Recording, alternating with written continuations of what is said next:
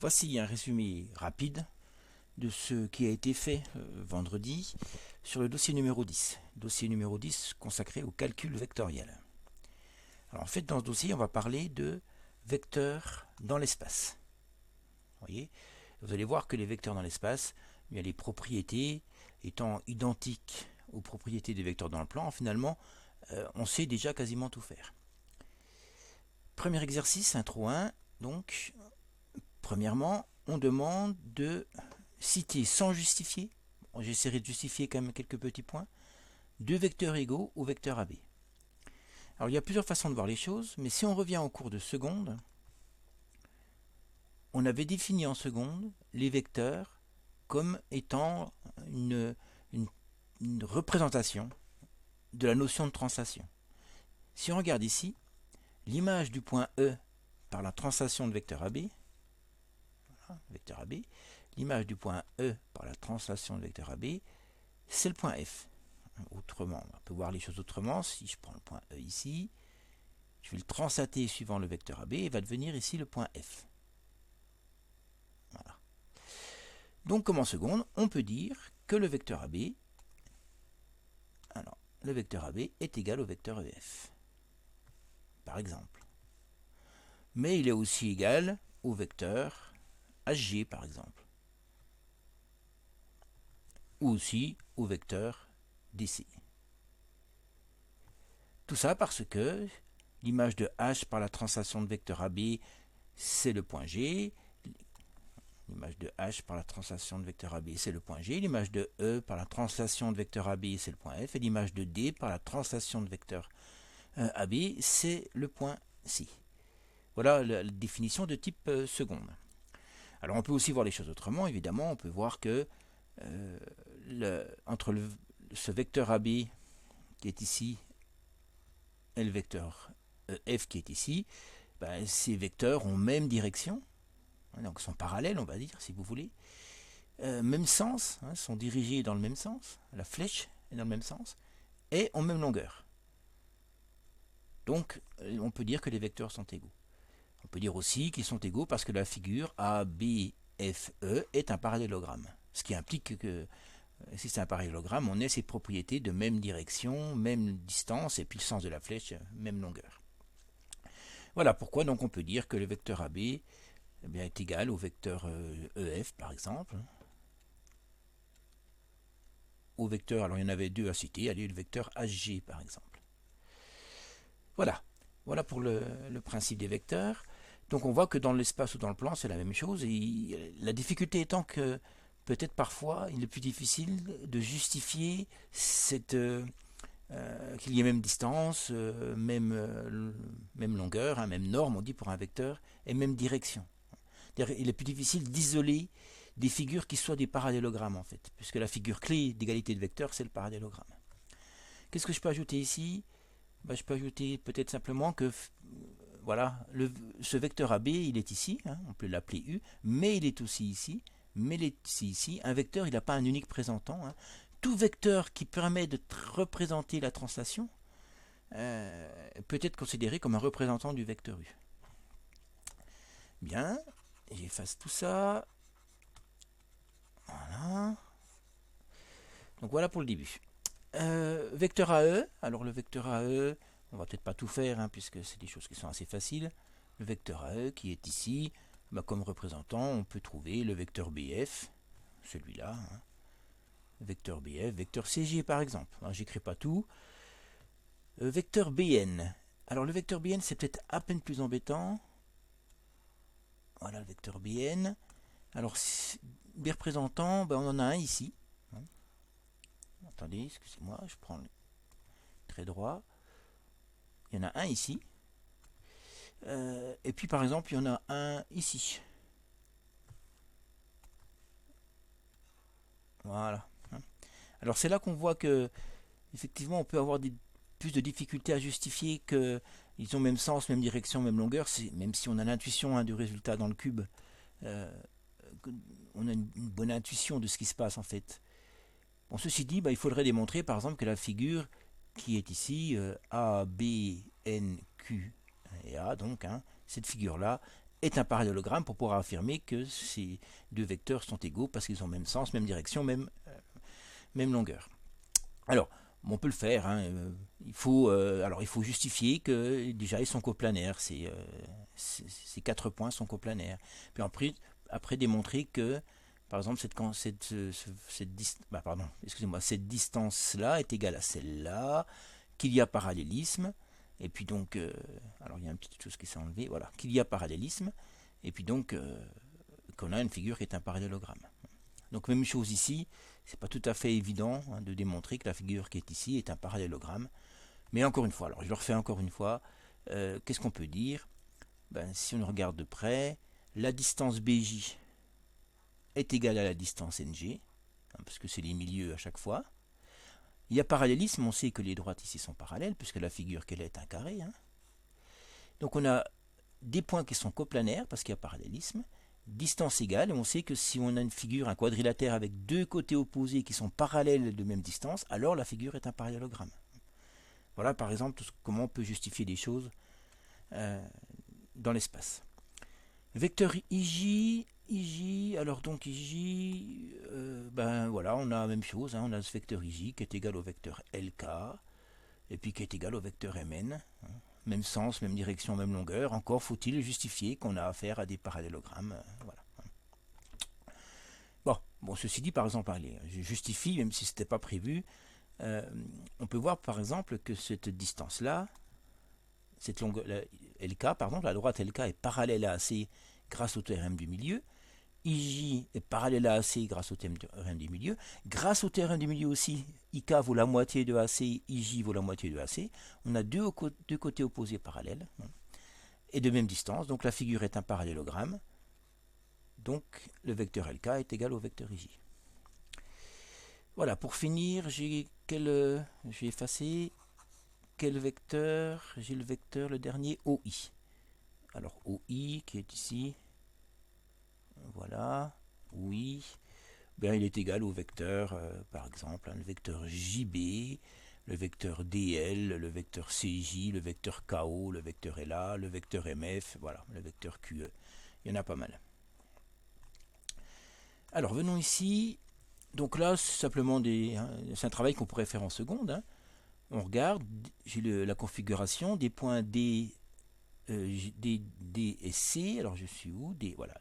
D et C ici, eh bien, vecteur dk égale 1 demi de dc. Par exemple. J, alors le vecteur JC, il est ici, le vecteur JC. Hein. Donc, qu'est-ce qui est égal à moins JC? C'est vecteur JB. L'opposé, hein. JB, il a un sens contraire par rapport à JC. Donc, vecteur JB égale moins JC. Ok. ADK, alors, pardon. 2dk, voilà. Alors c'est un petit peu plus compliqué. Si je prends deux vecteurs dk, deux vecteurs dk c'est le vecteur AC. Mais le vecteur AC c'est aussi égal au vecteur AB.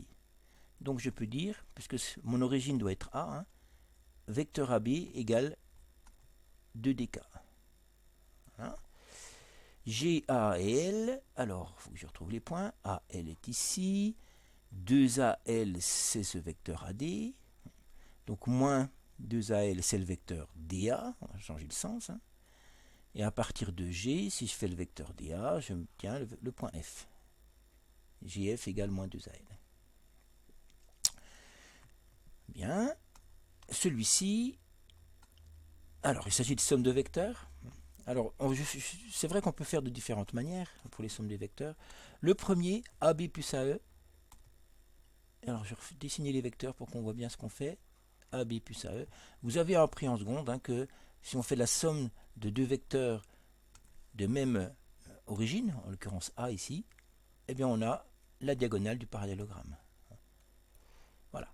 Mais, donc ce serait ici AF. Voilà. On peut voir les choses un peu autrement. Et c'est comme ça que je fais moi en général. Hein. Si je reprends, donc j'ai mon vecteur AB qui est ici. Voilà. Je dois lui ajouter le vecteur AE, mais le vecteur AE, c'est aussi le vecteur BF. Donc je fais AB plus BF et AB plus BF, puisque c'est la relation de Chasles, hein, AB plus BF, c'est AF. C'est-à-dire que pour bien comprendre ce qui se passe, quand on fait AB plus BF, je rappelle pour tout le monde, hein, on imagine qu'on part de A, on fait la translation d'abord de vecteur AB, suivi de la translation de vecteur BF. Au bout du compte, A est venu en F, donc on a la translation de vecteur AF. La somme de deux vecteurs, c'est la résultante d'une translation suivie d'une autre. Donc on retrouve bien AF, et l'avantage, c'est que ça, je peux l'écrire, je peux le justifier. Vecteur AB plus vecteur AE, c'est aussi égal à vecteur AB plus vecteur, alors je remplace le vecteur AE, qui est ici par un vecteur qui lui est égal mais qui m'intéresse mieux avec l'origine B, plus vecteur BF, et relation de Chasles, B et B là sont le même point, célèbre relation de Chasles, vecteur AF. Vous voyez comment on peut justifier avec du calcul, en fait ce qu'on fait peut-être parfois du point de vue graphique. AC plus AE, même chose, vous voyez, si je veux faire vecteur AC qui est ici, plus vecteur AE qui est ici, voilà, et bien ce que je vais faire, AE c'est aussi CG, donc je vais faire AC plus CE, AC plus AE, pardon, c'est AC que je garde, mais plus CG, AE c'est CG, relation de Chasles, AG. Voilà. Ici, AD plus CG, eh bien si je fais AD plus CG, vecteur AD plus vecteur CG, hop, eh bien vecteur CG c'est aussi vecteur DH, je fais AD plus DH, ça me fait AH. Hein. Et pour finir, BJ plus CG, BJ qui est ici, CG qui est là, BJ plus CG, ben, je peux remplacer CG par le vecteur JN. Donc faire BC plus CG, c'est faire BJ plus JN, et au bout du compte, ça me fait le vecteur BN. Voilà. Voilà, l'idée de faire apparaître la relation de Chasles, ça justifie en même temps finalement quelque chose. Alors ça justifie avec le fait qu'on a quand même des égalités de vecteurs qu'on ne justifie pas. Mais dans un cube, on va considérer que on connaît bien la configuration du cube, donc des vecteurs égaux sur les arêtes, on a le droit de donner ça directement sans justification. Voilà, je continue. Alors l'exercice 3 c'est fait, exercice 4. Voilà, ici, on va faire comme ça, prendre un peu de place. Représentant du vecteur AB plus AE plus FI. Ben, même chose, regardez ce que je vais faire. Je vais faire, sous le dessin, déjà, vecteur AB, ok, je lis. Je dois lui ajouter le vecteur AE. Mais le vecteur AE, c'est aussi le vecteur BF. Donc je vais lui ajouter U, c'est AB plus AF, mais c'est surtout AB plus, alors AE j'avais dit quoi, BF. Je peux remplacer le vecteur AE plus vecteur BF, c'est des vecteurs qui sont égaux, plus FI. Et là j'ai fini parce que j'ai une première relation de Chasles, AB plus BF ça fait AF, et une deuxième relation de Chasles, AB plus AF plus FI, ça fait AI. Du point de vue graphique, qu'est-ce que j'ai fait? J'ai fait, alors je vais mettre ici, vecteur AB plus vecteur BF plus vecteur FI. Et si je fais ça, vecteur AB plus vecteur BF plus vecteur FI, voilà, je fais cette translation suivie de celle-là, suivie de celle-là, et bien la résultante de tout ça, c'est le vecteur AI. Voilà. Celui-ci, alors je vais effacer peut-être quand même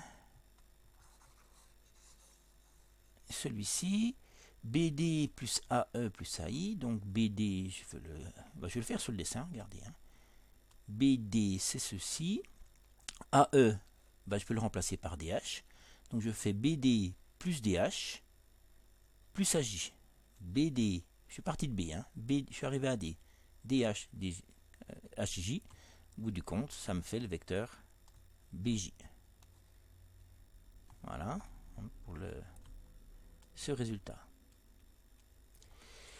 Alors ici, c'est intéressant de voir que on n'a besoin que du calcul vectoriel. Autrement dit, cette formule calculatoire-là, elle est vraiment indépendante de la figure. Elle pourrait être faite même sans considérer ici la figure. Parce que regardez, si je pars de AB plus CF, en fait ce que je vais faire, je vais faire du calcul vectoriel, transformer l'écriture, jusqu'à espérer arriver à ceci. Mais si je regarde, là j'ai AB et je voudrais AF. Et là on a un outil extrêmement important avec le calcul vectoriel. C'est la relation de Chasles. C'est-à-dire que le vecteur AB, je peux l'écrire AF plus FB. Alors ça c'est important. Parce que, voilà, j'ai changé de couleur en même temps, mais ça fait rien. Voilà, je mets une parenthèse quand même. Le vecteur AB, je peux le décomposer en deux en fait grâce à la relation de Chasles. Mais je ne fais pas n'importe quoi. J'ai ici AF, je veux obtenir AF, donc j'ai fait apparaître AF. Vous voyez? Même chose, j'ai CF ici, et je voudrais CB. Eh bien, qu'en ça ne tienne, c'est facile de faire apparaître CB avec la relation de Chasles. CB plus BF. Ça, c'est un raisonnement qui est extrêmement utilisé dans le calcul vectoriel. Casser un vecteur en deux, en faisant apparaître un point, ou un vecteur qui nous intéresse. Je remets tout dans l'ordre. J'aurai bien mon vecteur AF, qui est ici. J'aurai bien mon vecteur CB, qui est ici. Et puis il me reste quand même un terme parasite, il me reste, malheureusement, il me reste FB, ici, et BF. Mais en fait c'est gagné, parce que FB plus BF c'est FF, par la relation de Chasles, et FF c'est le vecteur nul. Et vecteur AF plus vecteur CB plus vecteur nul, c'est bien A vecteur AF plus vecteur CB.